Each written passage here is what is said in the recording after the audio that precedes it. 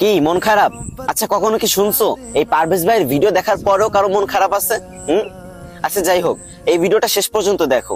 যদি তোমার মন ভালো না হয় তাহলে আমাকে আনফলো করে দিও, সমস্যা নেই। কিন্তু আমি 100% শিওর যে তোমার মন ভালো হবে। তোমরা আমার যারা চিনো তারা তো খুব ভালো করেই জানো যে আমার জীবনে মাত্র একটাই কাজ, সেটা হচ্ছে মেয়ে পটানো।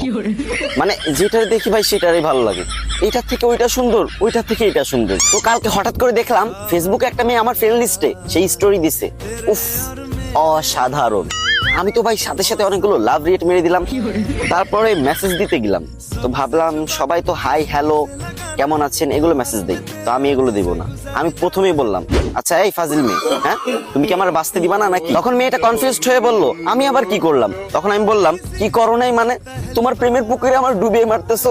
তখন মেয়েটা বলল, সামনে তো কোনোদিন পাইনি, যদি একদিন পাই তাহলে ড্রেনের পানিতে চুবিয়ে মারবো। তখন আমি বললাম, উফ অসাধারণ, তুমি রেগে গেলে তোমাকে এত সুন্দর লাগে। তখন মেয়েটা আরো রেগে গিয়ে বলল, এই তোমার প্রবলেমটা কি? হ্যাঁ।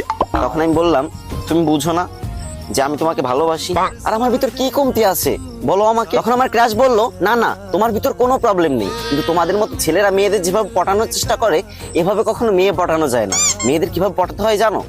সামনে এসে মিষ্টি সুরে চমক দিয়ে প্রপোজ করতে হয়।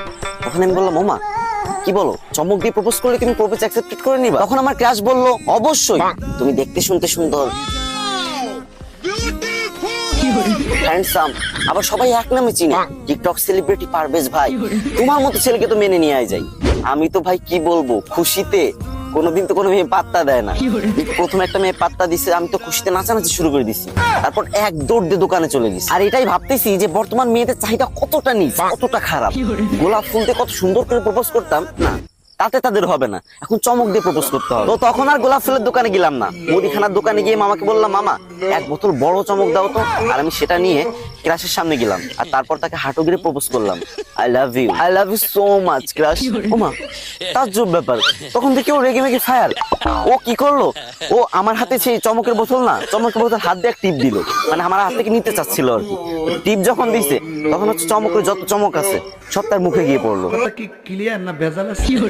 আর আমাকে দাঁড় করে এই মুখে একটা থাপ্পড়, এই মুখে একটা থাপ্পড় দিল। এবারও মেয়ে পটাতে ব্যর্থ হলো তোমাদের টিকটক সেলিব্রিটি পারভেজ ভাই। তাতে কি হয়েছে,